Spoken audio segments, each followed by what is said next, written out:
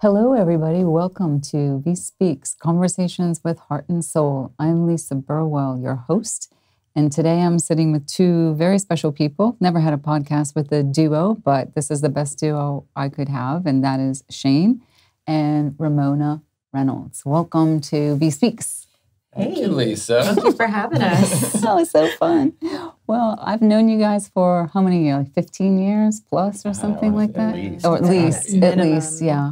And we've worked together a lot, doing different things. And Shane, as a filmmaker, since your early days in high school when you picked up a camera. Yeah. And we'll talk all about that. And then Romona as a photographer. What a duo you are. And you've worked a lot, in VIE and many other places too. But some of the greatest photo shoots that we've done, Romona, you've taken so many of our covers and features and everything in between.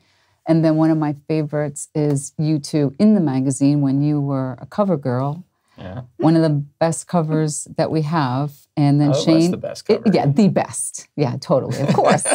You are right, Shane. And then you two in that biplane looking like movie stars, absolute movie stars. And Michael Belk shot that, did a good job. Did. And you brought it and did such a good job, even though you were giving me a hard time about not wanting to do it. It's not so fun being behind the camera. I mean, in front of the camera all the time. It wasn't so fun. Well, you did such a good job. It's I had a blast. It took a minute, but I got into it. Yeah, very hard. It's like the old days. Yeah. So we'll start at the beginning for you as a couple, a married couple. When did you meet? Well, that's a trick question. Yeah. It's a hard question, a long question, because we met through. She went we went to opposing high schools in the same town. Okay. And and we had a lot of the same friends. Where was this? In opposing high schools? I went to Fort Walton. She went to Choctaw. Oh yeah, okay. And we had a lot of the same friends, and we crossed paths once in like '94, I think. That when we were 18. Yeah, 18 or 19, us. And. So I was just wakeboarding with some friends, and she came out and, wakeboarded with us for a little bit. She tried a couple runs. I tried. Yeah. But that, I'd heard of her. I knew of her name because this is Romona Robbins, exactly. And hot stuff. So yeah, I was impressed. And then she, we didn't run into each other again until 2003. My father passed away, and I was living in Taiwan, and I came back home, and our paths crossed then. So. Yeah. And then you started dating. Yeah. That was that point. Yeah. Awesome. I remember when you told me that story that you thought that was the gift that your dad had given you. Divine intervention. I do believe in that. Yeah. Awesome. Absolutely. So awesome. And then, you've been doing this, your craft for such a long time, Shane. And like, what would you say was your like breakout moment when you went from like doing, let's say, some local stuff around here and like going to the Addies when we used to go to the Addies and we would, I guess I'd call that like local stuff that we were doing, but good stuff, Yeah. Well, when was like the break with like Nat Geo, or was even that like a break, or were there other breaks before that? I mean, it's hard to say just because it's, there's a difference between when it's work and then becomes a career. And, I had a lot of really cool projects that really felt like a career when I was living in Nashville, which was like 98 through 2002. And we got to do all kinds of really cool things, like going just random, like scuba diving with Travis Tritt, or going to, going to Korea with Charlie Daniels, or doing a European tour with the Bellamy Brothers. And like, so it was this. Would that be you and Ramona doing that? This was when I was just getting started, and it was at a small production company, and where I just kind of learned to do a lot of different things in the industry. And then, I'd say that's a big break. All of the things that you just said. Yeah, for sure. But it's huge. But it definitely wasn't a career at that point in terms of, I was getting paid about as much as a PA at the time on a weekly basis. And so it was, I think coming home and restructuring and trying to do my own thing, that was kind of a big break for me, just because it was a launching life, your career. Getting started, and, and just kind of doing a local show around here and just staying busy. And then, I had the opportunity to do the Travel Channel thing in 2006, and and she was with me during that whole process, and it's like, oh yeah, I got a call back for a show that I didn't ultimately get, but it led to another show called Not Your Average Travel Guide, and I guess that's kind of when it started, legitimately being a production company and doing things for network TV and things like that. But then you were on the front of the camera in that one, right? Yeah. So, and you did both, weren't you? Like behind it and in front? It was kind of like that just because, I mean, growing up here, it's not a big market for production, and I didn't have any money, but I had a lot of creativity. So a lot of times it was just, set it up on a tripod or put it on a stick and shoot myself doing the on-camera stuff. So I just kind of did what I had to do at that point, and ironically, it just kind of evolved to where people are doing that now. That was kind of not the way you did production back then. Right, but technology now affords the ability to do it like that, and you kind of have to now. What do you like better, front of the camera or behind the camera? I probably, if it's legitimately just in front of the camera and that's it, there's no easier job. Well, you're so good at it. Well, no. You are so good at it. When the production crew is there 2 hours before you and hauling in the gear and getting things ready, and and you show up with your water bottle and and you just sit down and do your thing and say thanks guys and then walk out. Like that's don't let any actor tell you their job is hard. Yeah. But most of the time that I've been in front of the camera, I'm also producing, or I'm also, I got to take that footage and so that is hard. And media manage or edit it or whatever. So there's still a lot of wheels turning, and it's always kind of a juggle and a struggle. Well, I think you're so telegenic and funny and interesting that I just see that there has to be a TV show or a movie in your future. I mean, do you think? I mean, how can it not? Everything is, we don't know what the next day No, we don't, but is. You will be back on that screen because, I mean, even that, we did that Real Rewards with the marketing company, the Idea Boutique that we have, and you did such an amazing job with that. Oh, I got a lot of people like, hey, I was sitting in the theater and your face popped up. That happened to my nephew in Mississippi, and he was like, why is he was with his football team in college, and he was like, that's my uncle. Right. I mean, but that particular, that was like a commercial gig, Yeah, it was super fun. But there was just the blank white screen there, and then you walking out, and you're in, the big screen in the movie theater, and you own the screen. I mean, you really, just your way, your personality, funny, the confidence. The confidence. Yeah, it's just, I know it's going to happen. Yeah. Again, because you're so good at it, Well, even that, I took the footage and edited those. So yeah, that was in front and the back of the camera. It wasn't just to show up and go. That's right. And then what do we do? 3 or 4 of them? Oh, we did more than that, we right? did more than that. We did a whole line of them. Yeah, that was really good. Super successful, all around, super hard and all that. Yeah. But so then, Romona, you started photographing about 15 years ago, right? Yeah, 07 is when I started doing it professionally. Thank you for just, giving me the opportunity and getting me in there. Well, did. I will never forget the 3-day photo shoot at the Marriott Bay Point in Panama City, right? Yes. That was hard. Yes. It was super hot. It was in the middle of the summer, and, it wasn't exactly the best lighting out for outdoor activities that we were shooting. And we did so many costume changes. It was big. Yeah, it was big. And then they liked it. The client liked it, so all good, But I remember being there myself thinking oh boy, I thought in my own career that after I've been doing this for so long that part of my career was over, but man, it just never seems to be over. You just have to just keep doing what you know how to do sometimes. But yeah, so that's cool. And then everything that you've done is amazing. Both of you, you continue to hone your craft and get better and better and better. And there's no stopping you. And the underwater photography that you do now. And then, I think I know this, but you do underwater filming too, right? Yeah. Okay, so which one you started underwater filming? I was first. I've been certified underwater since, certified for diving since about 95 or 96. Okay. And and they put a camera in my hands when I was in Nashville. We were doing a shoot in the Caymans, and they put this little camera in my hand. And at that point, gimbals and all kinds of technology didn't exist. So when I got underwater and was able to just say, hey, I'm just going to fly over this and like, I can do whatever I want. You know, it was just, I fell in love with it like the first dive. Really? Yeah. Wow. It's amazing. So then how many years passed before you got your diving? I think it was like 2005. My father I have two half brothers, and he was teaching them in the pool when I was a little girl, and he would never let me do it. He's a different generation. He's like, this isn't for girls, blah, blah, blah. And when he passed away, it was just one of the things that I wanted to do for myself. I was curious about it, and I really loved it. And then I knew that we could dive together and have these fun adventures together. Yeah. And now I'm hooked.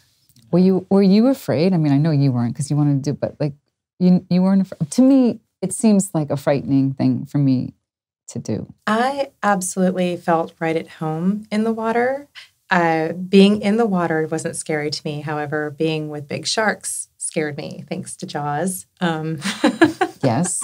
And thanks to like reality, because you should be afraid of sharks, but you two are not afraid of sharks. You should have a show called The Shark Hunter. I love it. So, all right, I wasn't going to get into that right now, but this is a great segue. So, how many times have you swam with the sharks? And there's a lot, even in the last couple. I mean, you guys have done a lot of that. If there's a shark in the water with you, then we've done it hundreds of times. Yeah.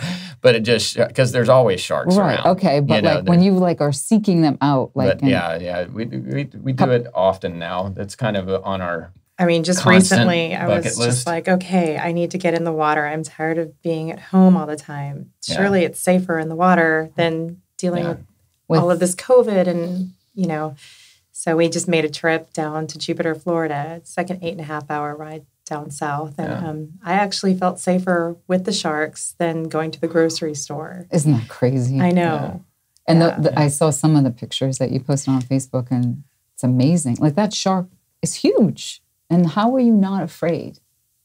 I think I personally am not afraid of them just because, especially when you're diving, you're kind of you're sharing space.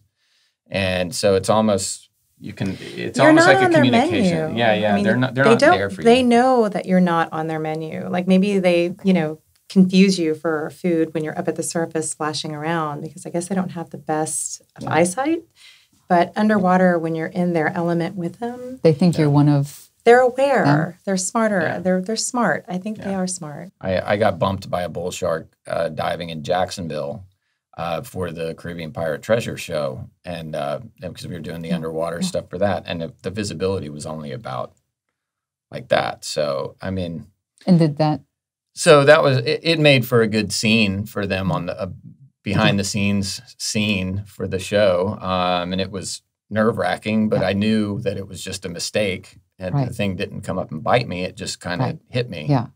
So. Amazing. I mean, so many people are afraid of sharks because of Jaws, and probably just because they are to begin with, too. And they're so incredibly misunderstood. They really are. Yeah. They don't want to eat humans. Like, I'm going to eat you because you're human. Right. No, she literally was horrified of them. Horrified. She was horrified. And I never pushed it on her. I just I think she just wanted to overcome her own fear to the point in which, it hasn't even been 2 years that she's an avid shark diver now, and just a year ago she was like fretting about going down to Jupiter for the first time. Pretty great. But this was after deciding I'm going to go to Socorro by myself and do a liveaboard where there's sharks everywhere, like everywhere. When was that? That was in April, a couple of years ago. That was last year. Was it? No, was it last year? Because we did Jupiter. Oh, because we did Jupiter right after. Because I couldn't get enough. I was like, I want to go again. Back. Yeah, okay. But she was still scared then. And this year it was like we had one of the dives canceled in Jupiter because of the weather and everything. And she was just like, she was so upset. And like if this was a year ago, she'd have been like, okay, good. That's good. Yeah. Because maybe we weren't supposed to do it. Yeah.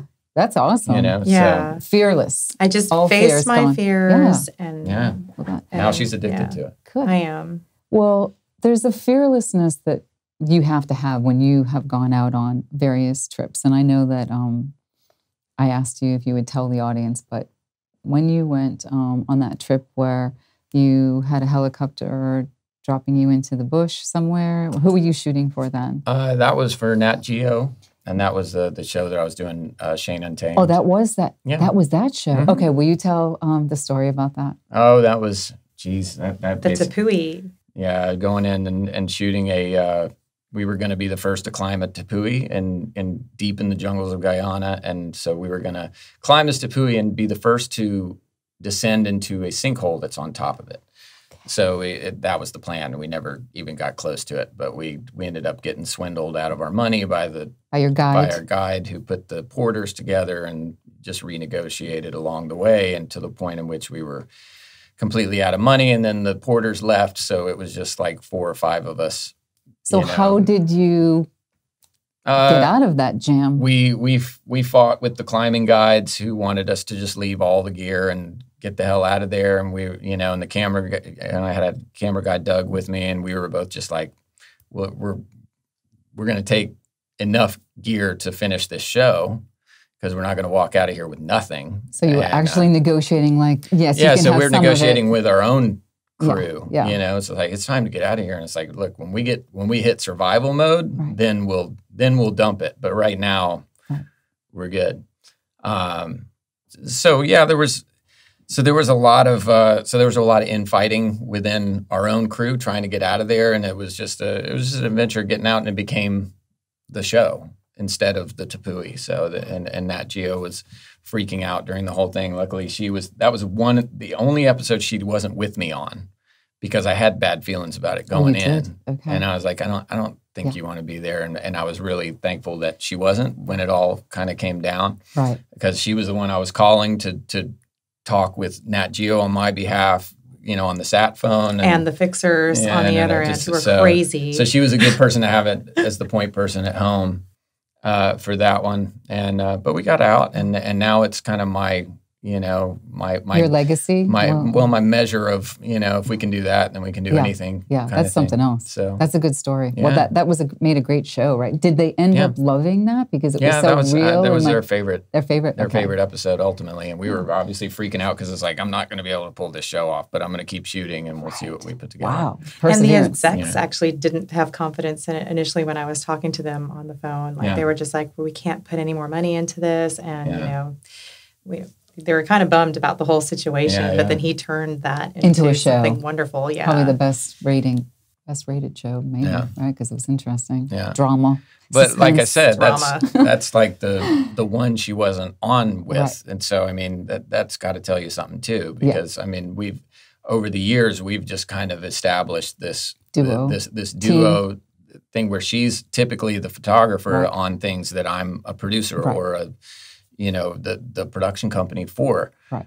And she's like my favorite photographer, which works out really well. So we, she takes really she does rad photos. Yes, very. So for someone that's on camera and Right. doing and likes BTS shots, that works out work really play, well. right? Like totally, Exactly. like the best of all worlds. It's a beautiful for you. blend. It's a great. Right. So, tell me about some of your favorite shoots that you did together. Like we were just talking at the break there about like your Saudi shoot, and I know there's probably a million more. But tell me, who hired you to go to Saudi? We went with Philippe Cousteau was on the board, and I had been working with Philippe for a couple of years on Caribbean Pirate Treasure for Travel Channel, and we were doing, I was doing like the B-Cam and all their underwater stuff. Yeah. And then, so the producer of that show we all decided, let's do this. And then, they saw her work and was like, well, let's just make it a family affair. So beautiful photos. Your photos, which we published in VIE, and then did they win the awards too? No, I didn't. We didn't publish. That wasn't I was okay. actually not allowed to share any of those photos, unfortunately. So there's a lot of really great photos that I wasn't able to share because of the client. Yeah. So where did they end up getting published? They're in Saudi. Okay. Yeah, this was basically a scout that we did in order for them to... For the Crowned Prince. Okay. Yeah, so we were scouting we were scouting areas of Saudi that are completely undeveloped and untouched. So we were diving on completely pristine reef that divers have yet to see. And we were going through desert areas and all kinds of things to just grab footage. She was shooting the photos and, you know, going by a helicopter, by car, by boat, and just to basically survey what they wanted to develop into something that would be like an eco-friendly tourism. They wanted to invite Westerners into their culture and their world. And they had Richard Branson and all kinds of people on the board. And Cousteau is a big environmentalist, you know, so they have him along there to make sure this is where we want to do it, but this is how you need to do it. Right. You know, that's in a responsible way. How long were you there? 14 days. Yeah, that's a long time. Did you like it? Incredible. It was incredible, like, because luckily we were away from people from a woman's, you know, standpoint. I mean, like, I had to wear an abaya, like, in the middle of the desert, because you get to the more smaller clans and, like, where they're more traditional, and, you know, it's different being a woman and being there. Like, I could feel that energy, but, like, I'm just thankful that, like, I live in a first world country where it's a different culture, and it's an eye-opener to see, like, the suppression. But other than that, it was pretty epic. It was epic. I mean, that one was an expedition.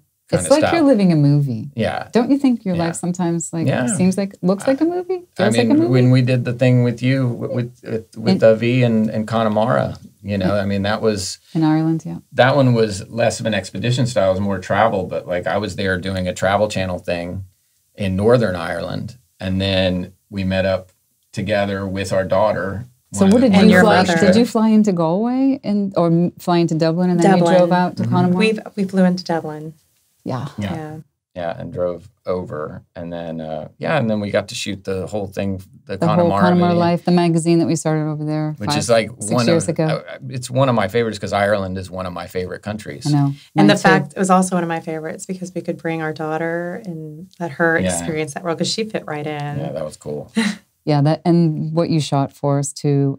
We could have put that up on Facebook again. I was thinking about that the other day and knowing I was going to be talking to you, and that was awesome. The job that you did on that and interviewing all the natives there in Ireland, and you could hang with them because you have the Irish wit that they have, and it was pretty funny. I think I say it in the video, but it feels like I'm coming home when I go to Ireland. Totally. You know, I've been there. I've been there enough times now to where it's just you know, I'm part Irish and just that culture speaks to me. I've never been to Northern Ireland myself.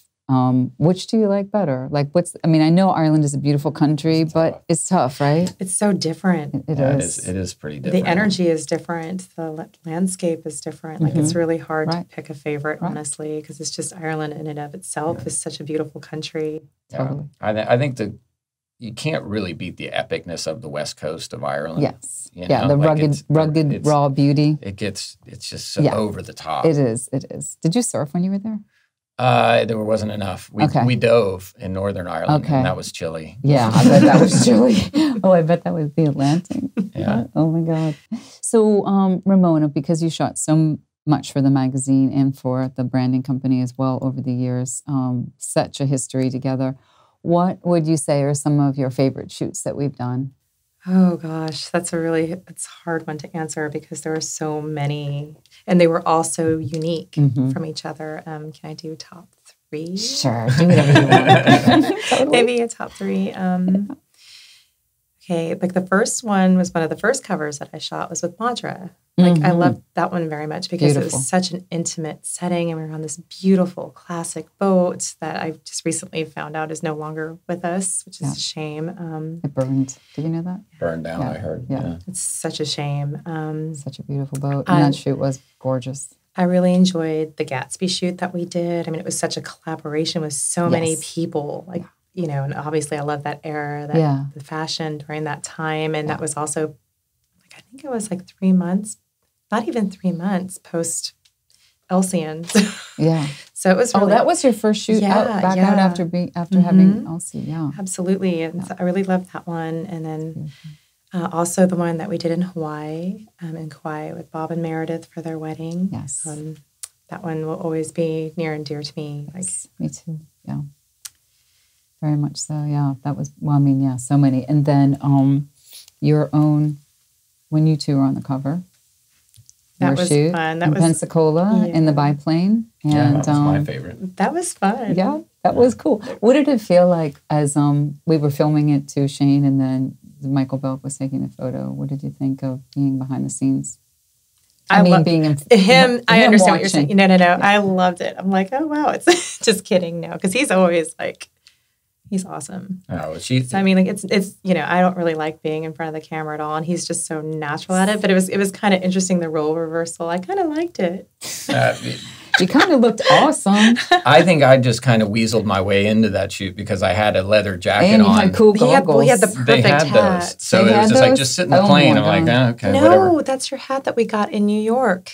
Right, but then they gave me real goggles. They had real goggles for that thing. Oh, okay. That was a cool hat, too. Yeah. But and then our New York trip, yes. when we went there with the team for VIE to do our first sales that was splits. Wonderful. And that was amazing. And you shot that whole thing. And that was another one.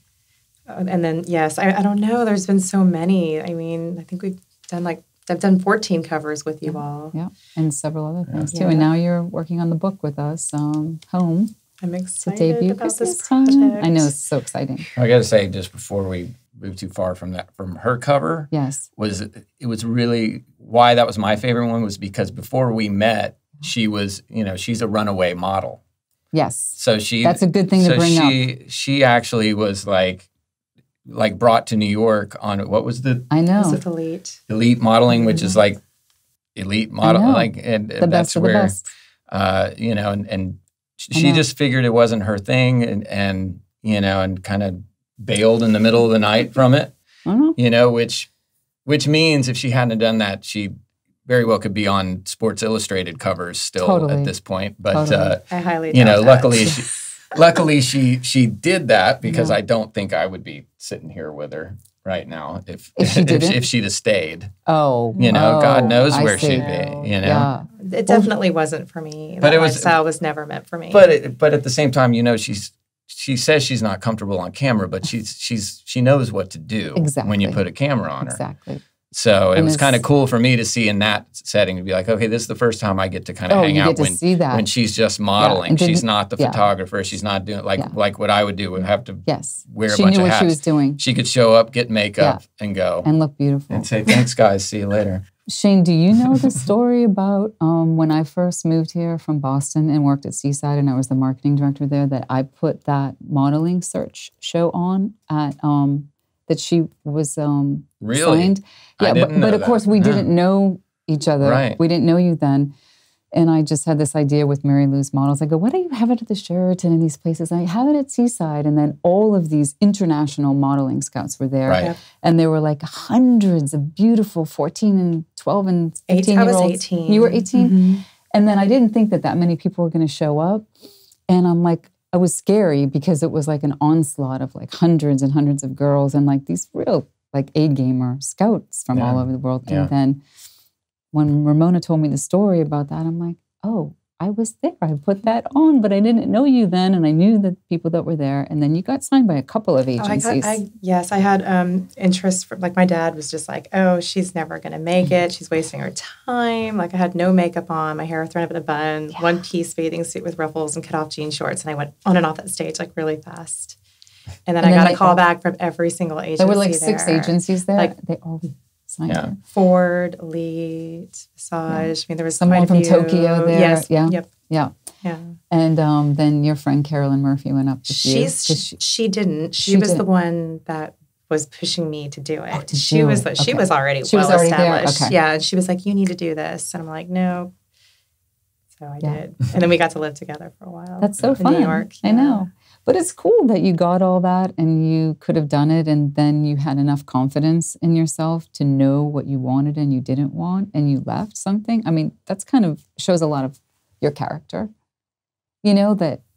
I mean, I can't lie. Like, I had the best time. Like, I lived with a lot of really interesting girls and we hung out with mafia. We just did crazy things. I mean, I came from a very sheltered life. My parents were really protective and pretty much put me in a box. So this was my chance to just explode. Right. And I did.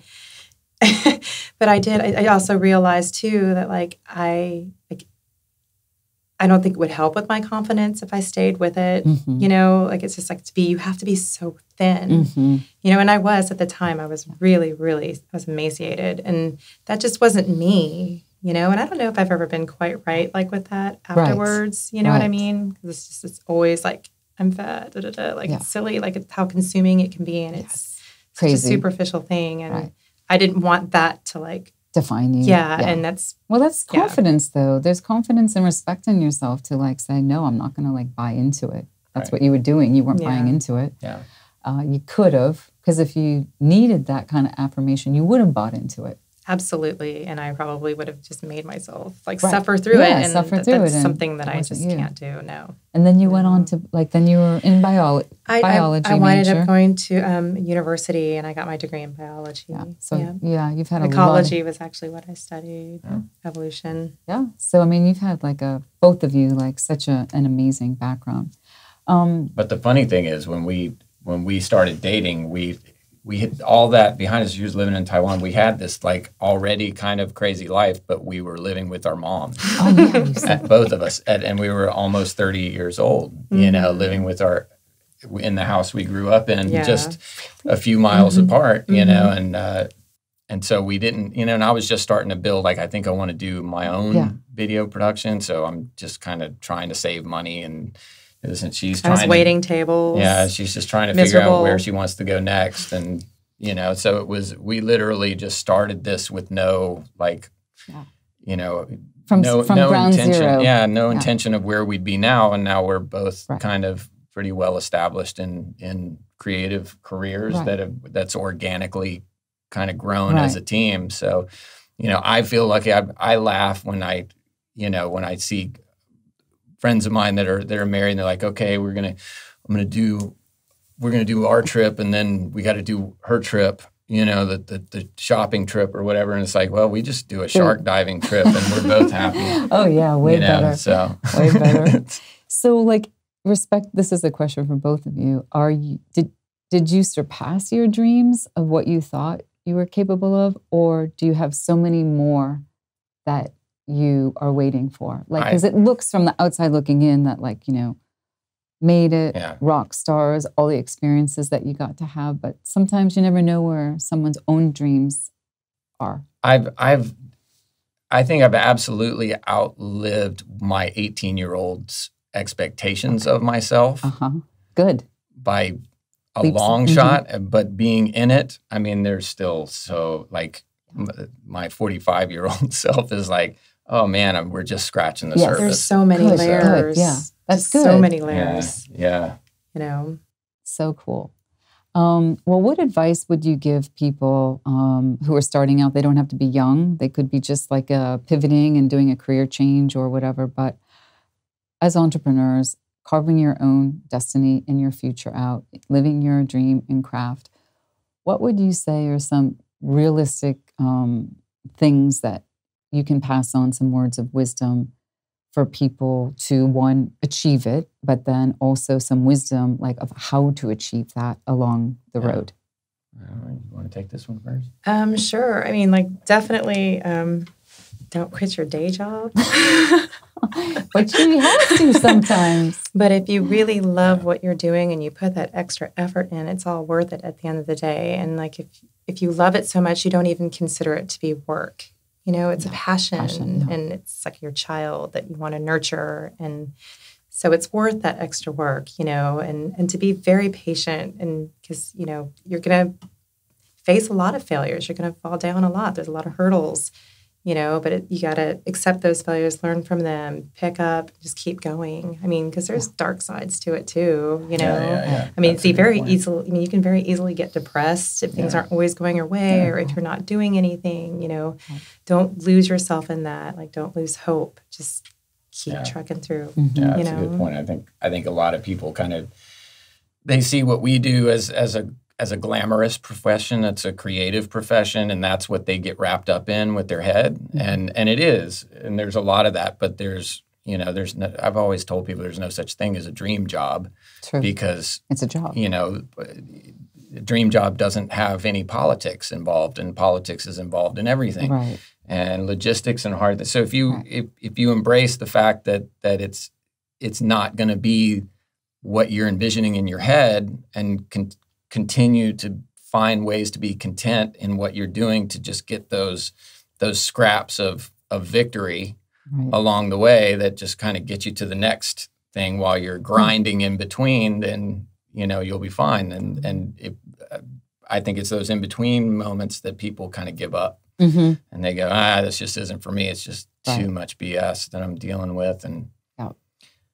but yeah, and that comes with a whole nother debate of, the safety net that you have to be able to continue doing that. You Right. gotta make money, you gotta make a living. But in Right. my mind, if you're not taking care of yourself Yeah.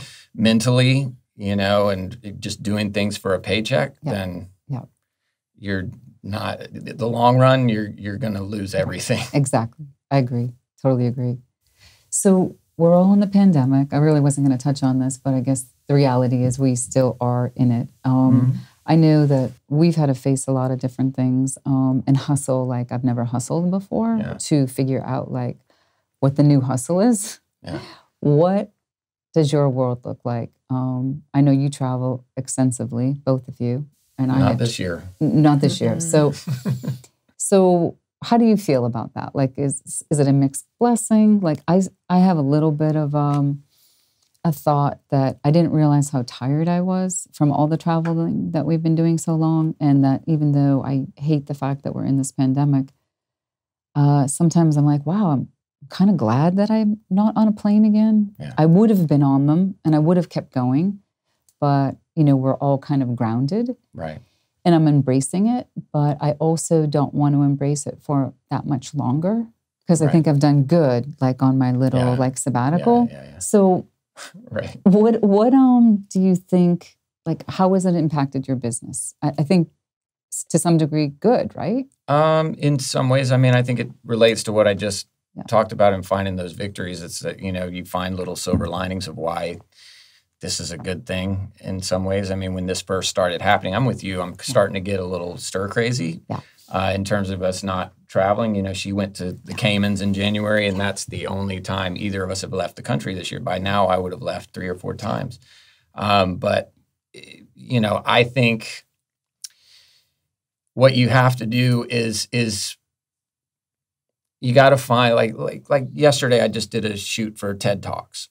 And it was with a fire dancer who lives here locally, who's a friend of ours. And, without the pandemic, that never would have happened. I would never be able to say, I shot a TED Talks. Because they have their own people, or they would have flown her out for an actual speaking engagement in front of people, but they can't do that right now. And they can't send their producers from LA and New York here to do it. So, we're starting to get jobs like that where people can't. And I think with the pandemic, it's kind of spreading places like LA and New York out in that sense, because of the fact that they can't go anywhere now. Yeah. Being in the hubs that they're in, they're starting to find, well, we're just going to find talent now that is worthy of what we're doing in these smaller markets and let them handle it.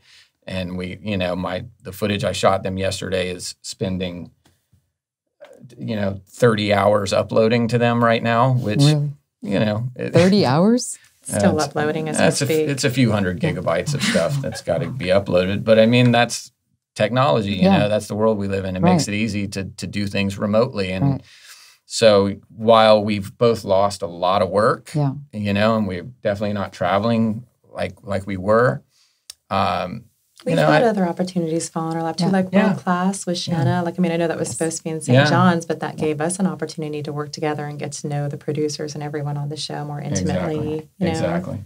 So, so there certain the projects we've done since the pandemic has begun are projects that we probably never would have done. Right. So, and like I was saying earlier, I think when this started happening, my stress levels went to an all-time low. Because I think the fact that since the rat race just kind of stopped as a whole, that we all just kind of say, oh, well, I don't feel like I'm not doing my part, or not, I should be out hustling and really getting, we were doing what we could, but everybody else is at a standstill. Yeah. I mean, So my stress levels have I was never more relaxed. Right. So yeah, I mean, that's a huge benefit of it. Now, I felt like that too for a short period of time. Right. And it's starting. And then it's gearing up again, because then you're like, but you have to really, survive. Well, think about people that live on islands and already have island fever. Yeah. And then you get into a pandemic where they don't have options to leave. Right. I can't imagine. It could be worse. Yeah. No, we're blessed. I mean, we're so blessed, all of us. We live in a great place. And, we do. We still have, we're pretty somewhat insulated, by the whole thing. But wow, do you think, you had mentioned something like, the world's not going to be the same again, just like after 9/11, it wasn't the same again. So and that kind of scares me, thinking about, I think it scares everybody because we don't know what the world is going to look like when we get out of this thing. Yeah.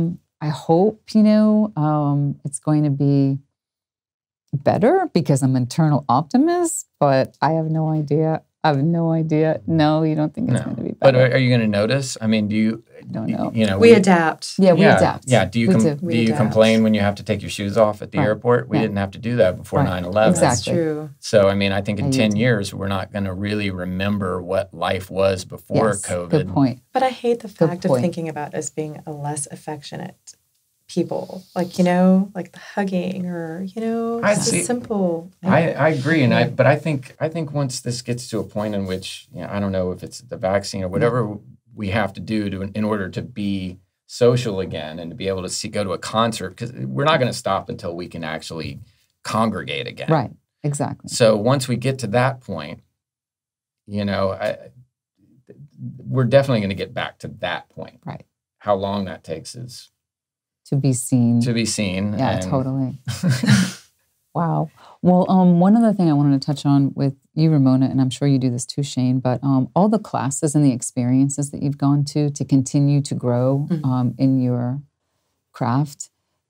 Can you tell the audience about some of them when you went out with the horse wrangler, like the female cowgirl? Yeah, that was fascinating. Okay, that was with Santa Fe Photographic Workshops, and I'm self-taught with this whole craft with photography, and so for supplements, I would go to these workshops, and actually on that one I won an international contest and a scholarship at the same time, and that's the first time that's ever happened. Amazing. At Santa Fe Photographic Workshops, and I chose to work under Deanne Fitzmaurice, who's a renowned photojournalist, and she's also the creator of Think Tank bags. And I got to pick the topic that I wanted to do, and I reached out to Nancy DeSantis from Cowboy Up, New Mexico, and they work with a lot of PTSD veterans, and they teach them how to basically wrangle cattle. Am I saying that right? Wrangle? Mm-hmm. Cowboys. Yeah, essentially, cowboys. Like true cowboys, but they do it for women as well. And that was I just basically spent the whole week with her, just documenting her, doing her thing, completely candid. And to this day, we're still friends. And we did feature that in the magazine, yes, you too. Did. Thankfully, you brought that to us. She was such a phenomenal woman. Such a great story and such amazing photos. And then your work has also you were awarded with which photograph for National Geographic? There's been a couple, actually. Okay, yes. Well, there was a horse standing. We were actually on a Travel Channel shoot when I captured an Arabian stallion standing in front of the pyramid. And I didn't think anything of it. I just added it into my shot gallery. And basically, we were at Washington, D.C. for Shane Untamed. And my email blew up. Like Google analysis was just like, hey, like your photo's been reblogged like so many times. And that photo winded up becoming like editor's pick. And then there was another one recently for Destin. Like it was in Life and Color. It's actually yes, it's actually published in a National Geographic coffee table book. And then there's the photo of Destin, the aerial shot that I did of Destin a long time ago that winded up also being featured with National Geographic So and BuzzFeed. exciting. Congratulations. Thank you. That's, Thank you. Was amazing, is amazing, and so many more amazing things will happen for you guys. I hope so. Well, this is the first podcast we get to do together. So yeah. Thank you. Thank you so much for this opportunity to have us together. Thanks for doing, you were in the Maldives in December, right? Yeah, And then you shot the video and then the whole article you facilitated getting written. That turned out really great. Who took the photos? You weren't there. No. Nate Bressler. Yes. Took it. Okay. So that was like very recent, somewhat. That was last year. Yeah, last year. Just 1 year ago, we were just getting home. Oh, you were just getting home? Okay, 1 but year then we ago. featured it in the December issue, I think. Yeah. And then, that video is pretty cool. So check it out on VIE Magazine or Shane's platforms as well, because that was super cool. And you had a good time. Yeah, on that trip. that was the bucket list surf trip. Yes. So was that the first time you were there? First time in Maldives. Okay, yeah. And we were supposed to do a workshop in the Maldives on a liveaboard. She was teaching photos. I was teaching video underwater on the same liveaboard fleet. And that was going to happen in May. And obviously... For our anniversary. Oh, next May maybe. It'll happen one day when we can start traveling again. That sounds amazing. Yeah. Oh my gosh.